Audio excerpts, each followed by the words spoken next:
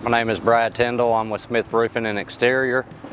My position here is a senior project manager. I oversee the job sites with roofing, siding, doors, windows, pretty much anything full-blown exterior. Everyone needs a dry roof, you know. This work is not for everyone, but it is for some people. We've got math every day. I mean, you got to lay out shingles. Shingles has an order that it's got to be laid out in. A roofer uses math in so many ways. They use geometry to determine the vertical height and the horizontal length of a roof. A roofer uses multiplication to calculate the surface area. They also need to be able to calculate how much weight a section of a roof can hold and calculate the quantities of materials needed for the job.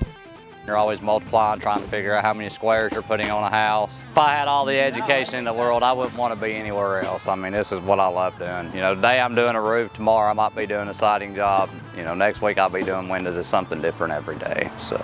You can learn more about this and other jobs at jobpop.org.